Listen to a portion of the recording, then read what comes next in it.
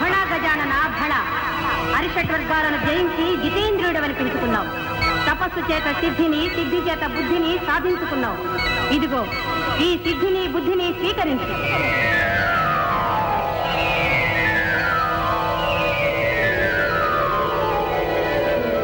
ఈనాటితో నీ తపోదీక్ష విజయవంతంగా ముగిసింది. విజయోస్తు.